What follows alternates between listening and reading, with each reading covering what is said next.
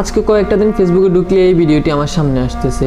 ভিডিওটি আসার মেন কারণ হচ্ছে মেয়েটি নাকি টাকা চুরি করতে গিয়ে ধরা গিয়েছে। ঘটনাটি হলো ঢাকা মিরপুর কলেজ গেট এলাকার একটি দোকানে। তো অনেকে এই ঘটনা নিয়ে অনেক ধরনের কথা বলতেছে। কেউ বলতেছে রাষ্ট্রের যত্নের অভাবে এরা চুরি করতেছে, কেউ বলতেছে অভাবে চুরি করতেছে, কেউ বলতেছে আবার স্বভাবে চুরি করতেছে। কিন্তু আপনারা মেয়েটির হাতের দিকে এবং তার পোশাক আশাকের দিকে তাকালে বুঝতে পারবেন সে অভাব কিংবা স্বভাবে নয়। এটা হচ্ছে তার ধান্দা, এটা হচ্ছে তার ব্যবসা।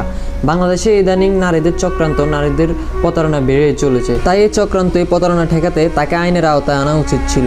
ভাইটি একজন ছেলে হয়ে একজন মেয়ের গায়ে হাত দেওয়া এটা কখনোই ঠিক হয়নি। তো আমি মনে করি সে যত বড় অন্যায় করুক না কেন, দেশে আইন আছে, দেশে বিচার আছে, তাকে আইনের আওতায় আনা উচিত ছিল, তাকে আইনের আওতায় বিচার করার প্রয়োজন ছিল।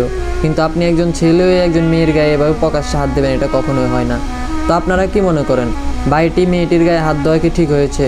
তো সবাই আপনাদের মন্তব্য জানাবেন কমেন্ট বক্সে। তো সবাই ভালো থাকবেন, সুস্থ থাকবেন। আবার দেখা হবে অন্য কোনো ভিডিও নিয়ে। আসসালামু আলাইকুম।